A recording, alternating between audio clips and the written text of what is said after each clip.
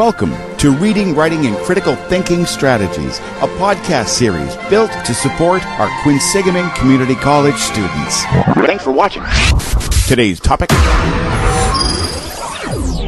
how to read a textbook. This podcast will help you improve your skills of reading a textbook. If you have already mastered this task but need more help, then check out my podcast titled, What to Do When Reading is Tough. Welcome, and thank you for watching today's podcast. Please remember, each podcast is meant to refresh, rejuvenate, and recharge your brain with all the essential information we learned in class. How to read a textbook. First and most importantly, be specific about when and where you'll do your reading assignment. Procrastination can be very harmful to a student. Make a schedule and commit to it. This sounds like such an easy task, but preparing to read is so important. Now, grab the book. Divide the chapter into readable parts. And what I mean by that, little parts are easier to consume and read than big parts. So take all the big things you have to do and cut them up into little parts. A 50-page chapter, for example, is probably best read in 5 parts, around 10 pages each. Dividing the chapter into smaller reading assignments increases your understanding of the material while allowing you to approach the reading without feeling so overwhelmed. Once you've divided the chapter up, make a plan. Remember what I talked about before, preparing to read? Create a schedule that spreads the 10-page parts out over, say, 1 or 2 days. Take breaks in between sections, or read one part in the morning perhaps, and another in the afternoon, and maybe a third in the evening. For more information about preparing yourself to read, watch my podcast titled Pre-Reading Skills. Before you read, preview the text. Thumb through it a little bit. Understanding how the text is organized will help you plan your reading and visualize the quantity of the notes you need to take. Oh, notes, yeah. We'll get to those in just a minute. Read chapter objectives, headings, and subheadings. Look over charts and pictures in the chapter. Spend some time on the charts and pictures. Understand what the author wants you to know. Those are important. Read the bold and italicized words to become familiar with the chapter vocabulary. Read the chapter summaries and questions at the end of the chapter. Okay, now you're ready to read. While you read. Okay, as we're reading, there's a lot of things we got to think about.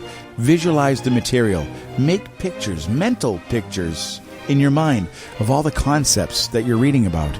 Ask questions and write those questions down. Okay, this is a good one. Read out loud, especially if it's complicated. You'll remember better if you hear the material and read it too. Answer the questions you created before. Remember, you had to ask some questions? You wrote those questions down. Now try to answer some of those questions. Try to predict the answers and read to find out if your predictions were correct. You like the highlighter, don't you? You got a highlighter? Well, be careful. When highlighting, you got to be selective. Everyone seems to love to highlight. I see it all the time. But if you highlight everything, you'll never find what you need later. Think about a highlighter like this. The highlights simply mark key information, important dates, definitions, names, and so on. So you can go back afterwards and reread the page and then take notes. So you are reading a page, highlighting main points, and then going back to take some notes. You'll read the text once or twice, but those notes are very important. You'll read those notes many, many times afterwards. As you read, make notes right in the margin of the text. Ask questions. Draw diagrams. Really, anything that helps you make sense and understand the material works.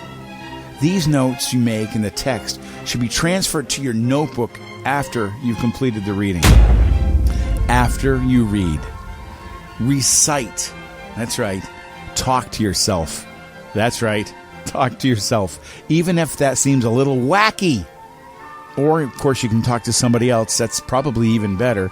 Talk to somebody else about what you've just read. Maybe partner up with somebody and read together and then talk about the material together. Talking it out will help you learn deeply. This is how good students retain information for tests and quizzes. Next, organize your notes. Yes, Be sure any note you wrote in the text is rewritten in your notebook. Then review your notes within 24 hours. This is critical. You have 1 day. You got to review those notes.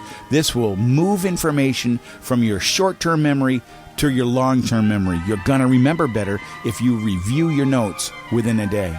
Spend 15 minutes looking over your notes and recite the main points again.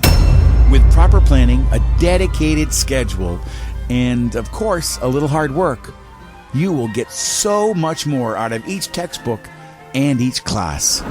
Reading, Writing, and Critical Thinking Strategies, a podcast series built to support our Quinsigamond Community College students. Thanks for watching.